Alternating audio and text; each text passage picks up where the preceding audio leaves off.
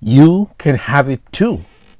Hello, hello, hello, my friend. This is Clyde. You must be wondering about the opening line, you can have it too. Have what? Faith. Yes, faith. Today we're going to consider whether you have faith or not. And if you say you don't have faith, let's fix it. Jesus is the greatest teacher on faith. After all, he is right in the center of any meaningful talk about faith. You've heard it several times. Have faith in God. Put your faith in God. For some of us, it is a tough one to conquer because it seems impossible. On the other hand, there are some people who have faith and great things happen for them. Let us take the woman in the Bible who had a bleeding problem for 12 long years. No doctor could help her. That is easily the worst thing that can happen to you, right? You're bleeding nonstop and you go to one doctor who refers you to a specialist who then refers you to the brightest doctor in the country who finally tells you that you will be bleeding for the rest of your life. What? Is he for real?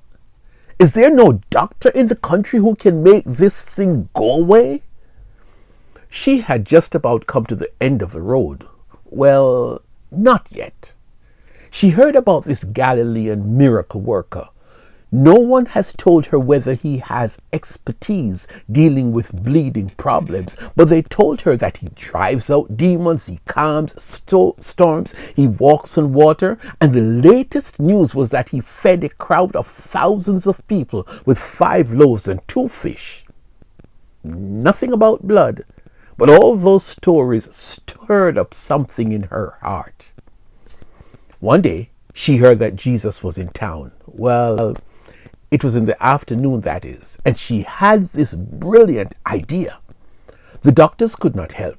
She doesn't have any savings left, but Jesus is in town. Ha ha! Let's check him out. And she joined the throng of people surrounding Jesus out in the square. It was almost impossible to try and get to him, but she had a plan. She was going to worm her way through the crowd until she reached in touching distance of him. And this is where it gets crazy. She reached out and touched the edge of his robe. What? Who does that? Why didn't the woman grab his hand and slam it on her head and beg him to heal her? Foolish woman. Wait. The bleeding stopped. Seriously, the bleeding didn't slow down to a trickle. It stopped. At that moment, Jesus started asking, "Who touched me?" It was a ridiculous question given the crowd, but she knew what happened to her, and so this woman, trembling like a leaf in the wind, came forward and told Jesus what she did and what happened, how the bleeding stopped. The crowd grew still, and it seemed like eternity as she waited for his response. But soon the silence was broken, and Jesus said to her the sweetest words she had heard in 12 years. "Daughter, your faith has healed you. Go in peace." Luke 8:40-48. Well, earlier that same day, Jesus was sleeping on a boat and there was a deadly storm, and the disciples knew they were going to die in this storm on the sea. They woke up Jesus. Once more, he did what they could never have expected. He rebuked the wind and the raging waters, and you'd best believe that the storm died immediately. Everything calmed down. Instantly, Jesus asked the disciples, "Where is your faith?" Luke 8:22-25. 2 situations, 2 problems. Same Jesus.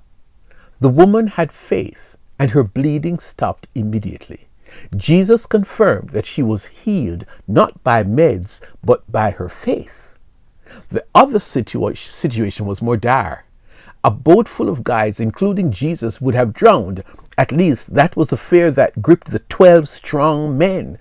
until Jesus did something that no human had ever done. He spoke to the storm and it died down immediately. And then he chastised them. Where is your faith? It seems to me that we need faith to deal with life's challenges, whether health, environmental issues, human problems, food, money, marriage, wars, crises, you name it. You need faith. For real. The woman had faith and she did something out of this world and she was healed. The men did not have faith and so they panicked. But Jesus did something strange. He spoke to winds and waves and they got quiet. So what is faith? What is it that she had that the disciples did not have? And do you have faith? You need faith for life. The woman had this strong belief that Jesus could heal her, but she had to make a step to access Jesus' power. Her belief was so strong, but she was bold enough to think if she could touch his robe, that healing would flow from his clothes to her through her clothes. It worked. Jesus commended her for her faith. The disciples, on the other hand, did not believe that although Jesus was sleeping on the boat, that his presence would protect them from drowning. Even when they woke him up, they had no idea what he could or would do, and so when he spoke to the winds and the waves and the storm stopped immediately, they were speechless. You and I face challenges in life every day. Health problems, no food problems, no clothes problems, no house, no spouse, name it. Jesus doesn't want you to panic and worry like the disciples on the boat. He wants you to be like that woman. Have faith in him. That is a secret you need to get through life.